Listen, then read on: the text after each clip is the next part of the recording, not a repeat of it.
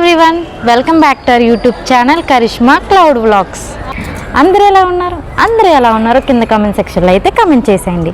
ఈరోజు అయితే ఇంకో మంచి టెంపుల్ వ్లాగ్తో మీ ముందుకైతే వచ్చేసాను. మొన్న అప్లోడ్ చేసిన అప్పనపల్లి వ్లాగ్కి చాలా మంచి రెస్పాన్స్ ఇచ్చారు. థ్యాంక్ యూ సో మచ్ అండి అందరికీ. సో ఈరోజు అయితే ఇంకో మంచి టెంపుల్ వ్లాగ్తో అయితే మీ ముందుకు వచ్చేసాను.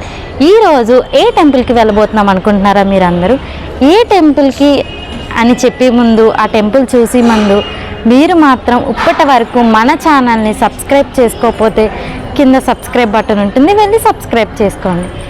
ఈ స్వామి లేకపోతే ఏది అసలు స్టార్టే కాదండి. పెళ్ళిళ్ళు కానివ్వండి, పూజలు కానివ్వండి, ఏవైనా సరే కానీ ఈ స్వామి ముందు ఉండి అనిపించేది ఈ స్వామేనండి. ఈ స్వామికి పూజ చేయకుండా అయితే మనమైతే పూజను కానివ్వండి, పెళ్ళిళ్ళు కానివ్వండి అండ్ ఫంక్షన్స్ కానివ్వండి ఏది కూడా అయితే స్టార్ట్ అయితే చేయము. ఈరోజు మనం గణపతి ఆలయానికి అయితే వెళ్తున్నాము. అయినవెల్లి మండలంలో ఉన్న అయినవెల్లి గ్రామంలో ఆది గణపతి అయినవెల్లి గణపతి అయిన శ్రీ విఘ్నేశ్వర స్వామి దేవస్థానానికి అయితే వెళ్తున్నాము. ఈ వీడియోని ఫస్ట్ నుంచి లాస్ట్ వరకు అయితే స్కిప్ చేయకుండా చూసేయండి. ఆ స్వామి యొక్క ఆలయం ఎలా ఉందో, అక్కడ ఎప్పటి నుంచి ఉందో, అక్కడ ఉన్న ప్రత్యేకతలు ఏంటో, ఆ విశిష్టతలు ఏంటో ఈ వీడియోలో అయితే చూసేయండి. ఓకే అండి, ఇప్పుడైతే నేను మన కోనసీమలో అయినవెల్లి మండలంలో అయినవెల్లి గ్రామంలో అయితే శ్రీ విఘ్నేశ్వర స్వామివారి దేవస్థానానికి అయితే వెళ్తున్నాను. వెళ్ళి మార్గం అయితే చాలా పచ్చదనంతో నిండి ఉంటుందండి, చూసారు కదా. ఇప్పుడైతే శ్రీ సిద్ధి వినాయక స్వామివారి ముఖద్వారం దగ్గరికి అయితే వచ్చేసామండి. ఇటువైపు నుంచి లోపలికైతే వెళ్ళాలి.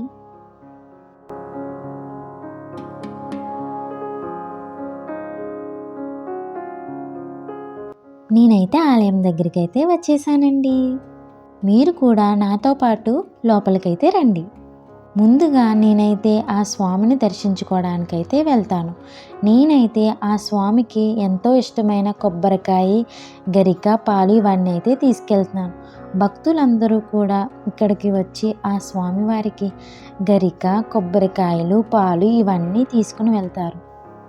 లోపలికి వెళ్ళి మార్గం అయితే ఇదేనండి. చాలామంది భక్తులైతే వస్తారు. అసలైతే ఖాళీనే ఉండదు. బుధవారం, శనివారం, ఆదివారం అస్సలు ఖాళీగా అయితే ఉండదండి. నేనైతే లోపలికైతే వెళ్తున్నాను. మీరు కూడా నాతో పాటు రండి. ఆ స్వామిని దర్శించుకోవడానికి చూసారా ఎంతమంది భక్తులు వచ్చారో. ఎప్పుడూ ఇలానే ఉంటారండి ఈ అయినవెల్లి శ్రీ విఘ్నేశ్వర స్వామివారి ఆలయంలో.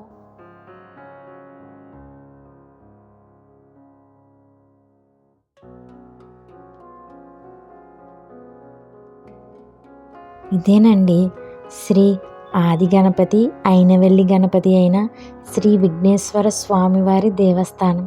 చూశారు కదా ఎంత అందంగా ఉందో.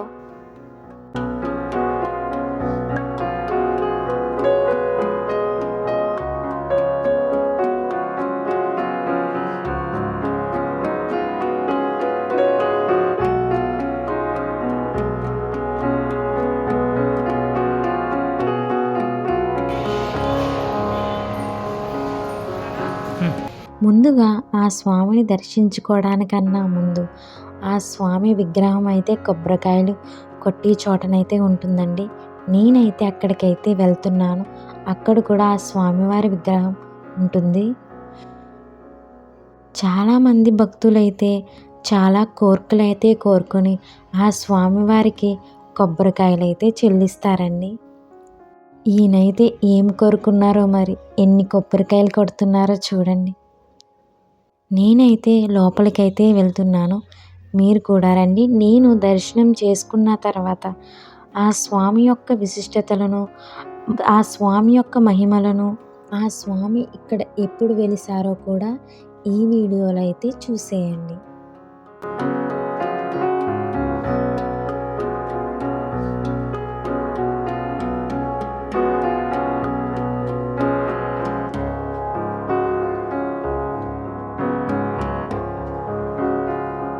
మనమైతే అర్చకుల గారిని అడిగి ఆ స్వామి యొక్క మహత్యాల గురించి తెలుసుకుందాం. పంతులు గారు మాకు ఈ ఆలయం గురించి చెప్పండి. గణానాం త్వా గణపతిం భవామహే కవిం కవీనాపవస్త్రవస్తమం జ్యేష్ఠరాజం బ్రహ్మణాం బ్రహ్మణస్పద ఆనశృణ్వన్నోతభిస్తేరసాదనం. ఈ క్షేత్రం యొక్క విశిష్టత ఏమిటయ్యా అంటే కనుక ఆది గణపతి అయినవిల్లి గణపతి అంటారు. అంటే దక్షయజ్ఞం జరిగిందమ్మా ఇక్కడ ద్రాక్షారామంలో గ్రామంలో. అప్పుడు దక్ష ప్రజాపతి యజ్ఞాన్ని వీరభద్రుడు ధ్వంసం చేసేశాడు. తర్వాత వీరభద్రుడు తల నరికేసి ఖండించి ఆ తల పట్టుకులు హోమగుండంలో పడవేశాడు. తర్వాత ఆయనకి మేక తలకేతో సృష్టించారు ఆయన, అంటే సగం మనిషి సగం జంతువు. అప్పుడు ఆయన భార్య దక్ష ప్రజాపతి భార్య ఈశ్వరుని ప్రార్థించగా యజ్ఞం పూర్తి చేయమన్నారు. ఆగమ పూజ్యో గణాధిప. మనం ఏ పూజ చేసినా వినాయకుడి పూజతో మాత్రం మొదలు పెడతాం. అలాంటి వినాయకుడి పూజ చేయకుండా మొట్టమొదటిసారి యాగం చేశారు, పాడైపోయింది. తర్వాత యాగం చేయడం కోసం దక్ష ప్రజాపతి ఇదంతా అరణ్యము, ఈ అరణ్యంలో తిరుగుతూ ఉండగా అప్పటికే స్వామివారు దక్షిణముఖంగా స్వయంభూగా వెలిసి ఉన్నారట. ఆ స్వామిని చూసి దక్ష ప్రజాపతి ఆయన పూజ చేయగా వరమిచ్చాడు. అందుకని వరసిద్ధి వినాయకుడు నామకరణం. కాలక్రమేణా ఏదైతే పూర్తవుతోందో ఆ కార్యక్రమం పూర్తయిన తర్వాత కొబ్బరికాయలు కొట్టడం మొదలుపెట్టారు. అందుకని నారికేల స్వామి అని రెండో పేరు. దీనికి విశిష్టత ఏమిటయ్యా అంటే వ్యాస మహర్షి కూడా ఈ అరణ్యంలో ఇలా వెళ్తూ ఉండగా స్వామివారిని చూసి ఆయనకి పూజ చేసి వెళ్ళారు, వ్యాస భగవానుడు కూడా. ఈ క్షేత్రంలో స్వయంభూ అయితే ఈ గుడులు అంటే పైన నిర్మాణాలు ఎప్పుడు కట్టంటే పిఠాపురం పెద్దాపురం సంస్థాన మహారాజులు నిర్మించారు గుడులు. మూర్తి స్వయంభూయే ఈ గుడులు నిర్మించింది ఎవరయ్య అంటే కనుక పిఠాపురం పెద్దాపురం సంస్థాన మహారాజులు నిర్మించారు. ఈ క్షేత్రంలో ప్రతి నిత్యము ఉదయాన్నే పంచామృత అభిషేకం అని చెప్పి 5గురికి అది ముందు బుక్ చేసుకోవాలి. అది ఉదయాన్నే 5 గంటలకు మొదలవుతుందమ్మా, 5:30కి మొదలవుతుంది. అలాగే ప్రతిరోజు కూడా 4 పర్యాయాలు అంటే 7 గంటలకి, 8:30కి, 9:30కి, 11 గంటలకి ప్రతిరోజు జరుగుతాయి అభిషేకాలు జరుగుతాయమ్మా విశేషంగా. తర్వాత ఇక్కడ ముఖ్యం ఏమిటయ్యా అంటే కనుక లక్ష్మీ గణపతి మా వెనకాల జరుగుతోంది. లక్ష్మీ గణపతి, ఈ లక్ష్మీ గణపతి హోమం ఏమిటయా విశిష్టత అంటే కనుక ఎవరైతే ఈతి బాధలతో బాధపడుతూ ఉంటారో, కొన్ని బాధలు ఉంటాయి, కొంత మంచి జరగాలని, అది కాకుండా అందరూ కూడా అలాంటి హోమం చేయించుకోవడం వల్ల ఆ ఈతి బాధలు పోయి సర్వ సౌఖ్యాలు అనుభవిస్తూ ఉంటారు. అలాగే ఈ ప్రాంగణంలో అక్షరాభ్యాసం, నామకరణం, అన్నప్రాసన జరుగుతూ ఉంటాయి. కొత్త వాహనం ఎవరు తీసుకున్నా ఎంత సుదూర ప్రాంతాల్లో ఉన్నా కూడా ఈ క్షేత్రానికి వచ్చి ఆ వాహన పూజ చేయించుకుని వెళ్తూ ఉంటారు. విశేషంగా ఈ క్షేత్రంలో మాఘమాసంలో 3 రోజుల కార్యక్రమం ఉంటుందమ్మా. ముందు రోజునేమో సప్తనిధి జలములు స్వామివారికి అభిషేకించి, రెండో రోజున 1,00,000 కలములు స్వామివారి చెంత ఉంచి ఆ కలములు విద్యాలు పంచిపెడుతూ ఉంటారు. మీరు చూస్తున్నారు, ఇప్పుడు పంచిపెడుతూ ఉంటారు. అలాగే 3వ రోజున సూర్య నమస్కారాలు పూర్ణాహుతితోటి సమాప్తమవుతూ ఉంటుంది. ఇలాగే వినాయక చవితి రోజుని వేలాది మంది భక్తులు చాలా సుదూర ప్రాంతాల నుంచి వస్తారు. తర్వాత దేవీ నవరాత్రులు, తర్వాత కార్తీక మాసం. ఇంకా ఎక్కువగా ఎప్పుడు వస్తారయ్యా అంటే కనుక పండగలు, సంక్రాంతి పండుగ వస్తుంది కదా, విదేశాల నుంచి కూడా ఈ క్షేత్రానికి వచ్చి దర్శించుకుని వెళ్తూ ఉంటారమ్మా. ఇదే ప్రాంతంలో క్షేత్రంలో స్వామివారికి ప్రతి అన్నప్రసాదం నిత్యం జరుగుతూనే ఉంటుందమ్మా. వేలాది మంది భక్తులు వచ్చి స్వామివారి ప్రసాదం తిని వెళ్తూ ఉంటారు. ఉదయం 10:30 మొదలు పెడతారు, 1 గంటన 2 దాకా పెడుతూనే ఉంటారమ్మా. ఇక్కడ ఈ క్షేత్రంలో 5 దేవాలయాలు ఉంటాయి. ప్రధానాలయం మన స్వామివారు, క్షేత్రపాలకుడు కాలభైరవ స్వామి, అలాగే ఉపాలయాలు అంటే బాలాలయాలు అంటారు, ఈశ్వరుడు, అమ్మవారు, అలాగే శ్రీదేవి భూదేవి సమితి కేశవ స్వామి. అందుకని ఈ క్షేత్రానికి ఏమిటా విశిష్టత అంటే దూరం నుంచి వచ్చే ప్రతి భక్తులు కూడా ఈ స్వామివారిని దర్శించుకుని వారి యొక్క మనస్సులో కోరిక విన్నవించుకుని మేము వెళ్తే కనుక ఖచ్చితంగా ఆ కోరిక తీరుతుంది. సర్వేజన సుఖనో భవంతు, సమస్త సన్మంగళాని భవంతు. ఇందాక చెప్పాను, గుడి నిర్మించడం అన్నది అది స్వయంభూ. ఇన్ని సంవత్సరానికి క్యాలిక్యులేషన్ లేదు. గుడి కట్టింది మాత్రం పిఠాపురం పెద్దాపురం సంస్థాన మహారాజులు గుడి కట్టింది. లోపల స్వామి మాత్రం స్వయంభూ. దాని క్యాలిక్యులేషన్ దక్ష యజ్ఞం నాటికి అని చెప్పాను మీకు అమ్మా. అది విన్నారు కదండి. ఆది గణపతి అయినా అయినవెల్లి గణపతి అయినా ఇక్కడ స్వయంభూగా వెలిసిన శ్రీ విఘ్నేశ్వర స్వామివారి దేవస్థానం యొక్క మహత్యము అంతేకాదండి, అభిషేకములు, హోమములు, అక్షరాభ్యాసములు ఇవన్నీ కూడా ఇక్కడ జరుగుతాయండి. అవి కూడా మీకు ఈ వీడియోలో అయితే సరిపోవట్లేదని, లెంత్ ఎక్కువ అవుతుందని, నెక్స్ట్ వీడియోలో అయితే హోమం ఎలా జరుగుతుంది, అక్షరాభ్యాసం ఎలా జరుగుతుంది, అభిషేకము ఎలా జరుగుతుందో ఆ వీడియో అయితే నెక్స్ట్ అయితే పార్ట్ 2లో అయితే చూడండి.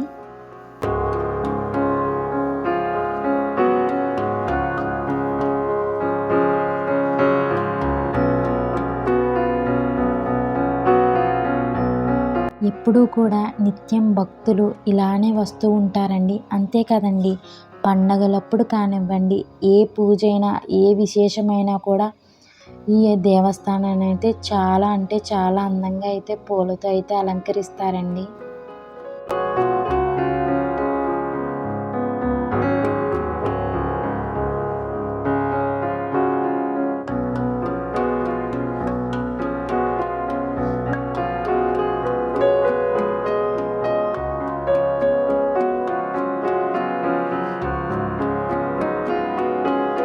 ఈ ఆలయం యొక్క ప్రాంగణం ఎలా ఉందో, ఇంకా ఈ ఆలయంలో అయితే ఇంకా గుడులైతే ఉన్నాయండి.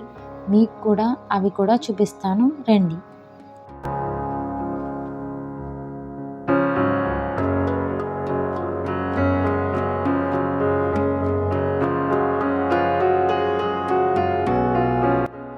ఇప్పుడైతే గుడి యొక్క వెనకాల ప్రాంగణానికైతే వచ్చామండి. అస్సలు ఖాళీగా అయితే ఉండదండి ఈ ఆలయం.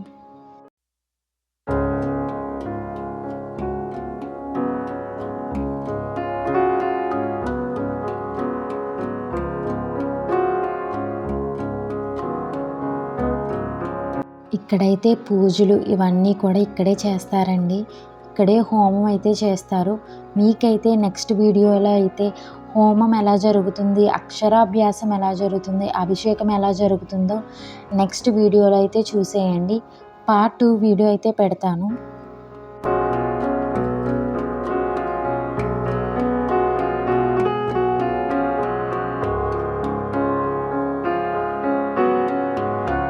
ఇప్పుడైతే ఆ స్వామి ఆలయంలోనే ఇంకా లోపలైతే ఆలయాలు అయితే ఉన్నాయండి.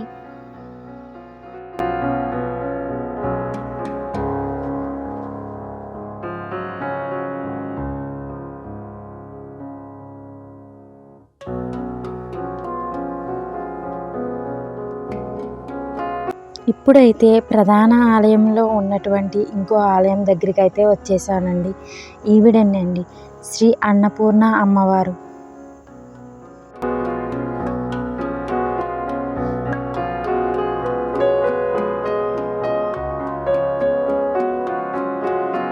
ఇంకా పక్కనైతే ఇంకా ఆలయాలు అయితే ఉన్నాయండి, చూద్దాం రండి. ఇదంతా గుడి ప్రాంగణం అండి.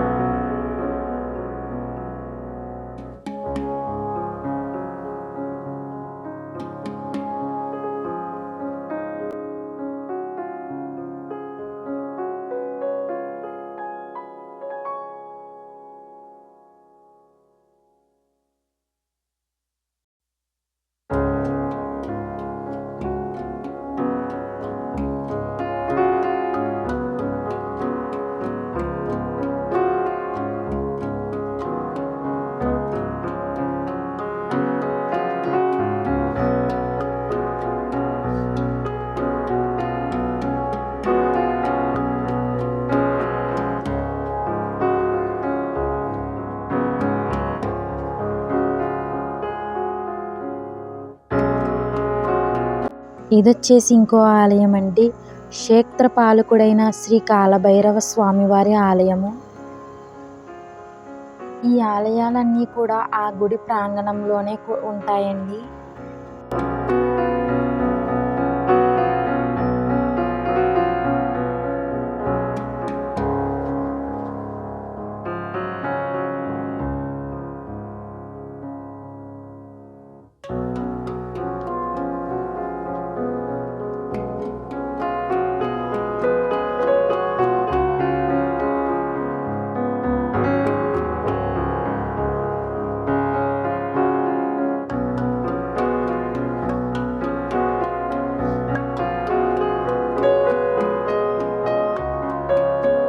ఇది వచ్చేసి ఇంకో ఆలయం అండి, శ్రీ అన్నపూర్ణ సమేత శ్రీ పరమేశ్వర స్వామివారి ఆలయము.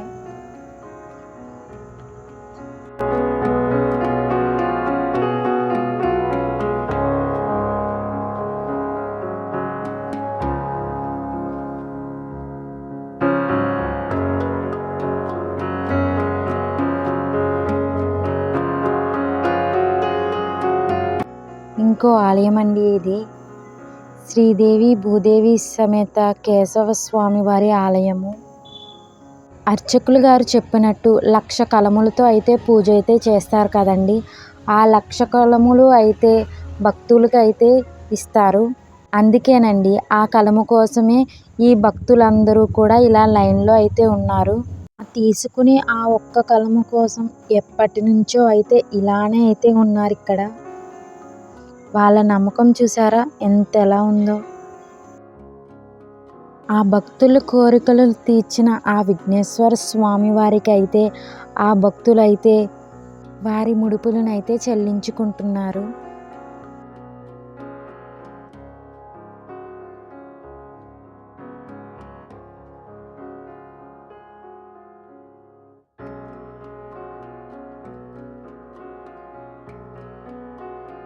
అంతేకాదండి, ఆ స్వామివారికి తులాభారం కూడా జరుగుతుంది.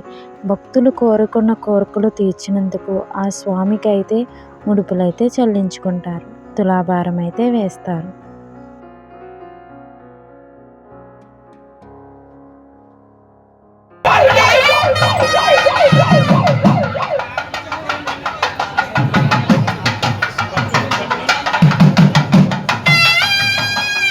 ఈ గుడిలో అయితే ఆ స్వామివారికి తాళమేళాలు ఎప్పుడు ఇలాగే మ్రోగుతూ ఉంటాయి.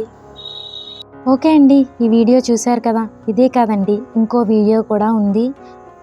పార్ట్ 2 అయితే అప్లోడ్ చేస్తాను. అందులో అయితే అభిషేకం ఎలా జరుగుతుంది, హోమం ఎలా జరుగుతుంది, అక్షరాభ్యాసం ఎలా జరుగుతుంది, ఇక్కడ అన్న సమారాధన ఎలా జరుగుతుంది, భక్తులు ఎలా వస్తారు, అన్న సమారాధన ఏ టైంలో జరుగుతుంది, ఇవన్నీ కూడా నెక్స్ట్ వీడియోలో అయితే చూడండి.